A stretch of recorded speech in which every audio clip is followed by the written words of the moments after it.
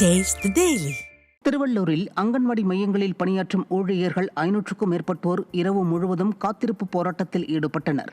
மாவட்ட ஆட்சியர் அலுவலக நுழைவு வாயிலில் நடைபெற்ற போராட்டத்தில் அங்கன்வாடி மையங்களுக்கு தமிழகம் முழுவதும் உள்ள காலி பணியிடங்களை நிரப்ப வேண்டும், காலி பணியிடங்களை நிரப்பும் முன் உள்ளூர் மற்றும் மாவட்ட பணி மாறுதல் வழங்கப்பட வேண்டும், கோடை விடுமுறை மே மாதம் முழுவதும் வழங்க வேண்டும் என்பன உள்ளிட்ட பல்வேறு கோரிக்கைகளை வலியுறுத்தி கோஷங்கள் எழுப்பப்பட்டன. இதேபோன்று திருவாரூர் மாவட்ட ஆட்சியர் அலுவலகம் முன்பும் திருவண்ணாமலை மாவட்ட ஆட்சியர் அலுவலகம் முன்பும் கோவை தாசில்தார் அலுவலக வளாகத்திற்குள்ளும் அங்கன்வாடி ஊழியர்கள் காத்திருப்பு போராட்டத்தில் ஈடுபட்டனர்.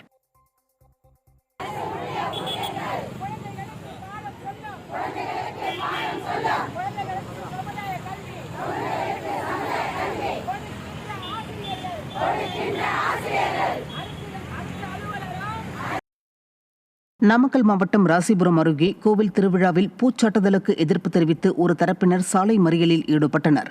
பாச்சல் கிராமத்தில் உள்ள ஸ்ரீ முத்துக்குமார சுவாமி கோவில் திருவிழாவிற்கு பூ போடும் நிகழ்ச்சி நடைபெற்றது.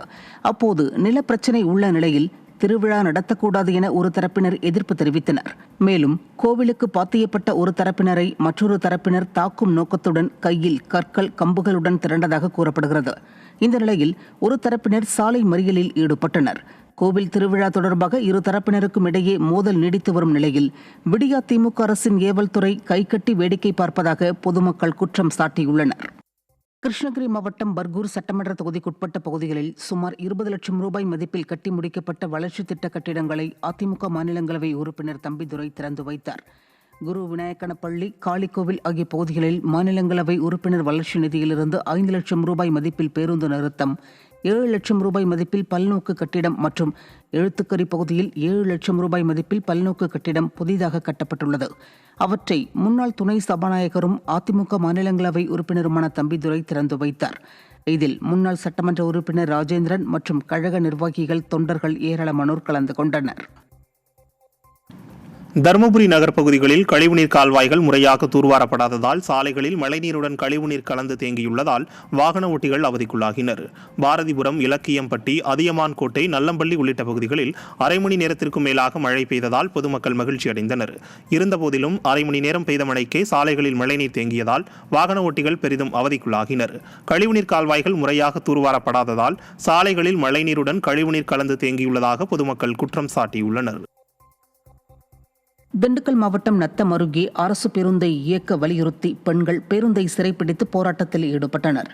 திண்டுக்கல்லிலிருந்து ஆவிளிப்பட்டிக்கு காலையில் இயக்கப்பட்டு வந்த அரசு பேருந்து திடீரென நிறுத்தப்பட்டதால் பள்ளி மாணவர்கள், பொதுமக்கள் பெரிதும் அவதியடைந்தனர்.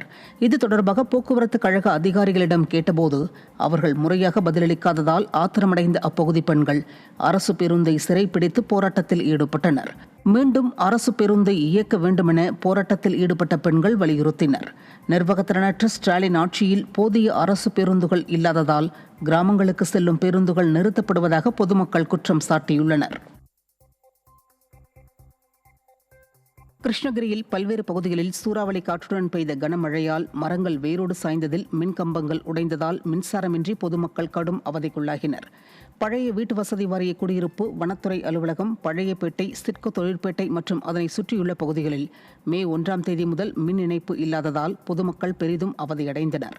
மேலும் மரங்கள் முறிந்து விழுந்ததில் ஏராளமான இருசக்கர வாகனங்கள், கார்கள் சேதமடைந்தன. நிர்வாகத்திறனற்ற ஸ்டாலின் அரசின் மின்வாரிய அதிகாரிகள் அலட்சியத்துடன் செயல்படுவதால் மின்சாரமின்றி அவதியடைந்து வருவதாக பொதுமக்கள் குற்றம் சாட்டியுள்ளனர்.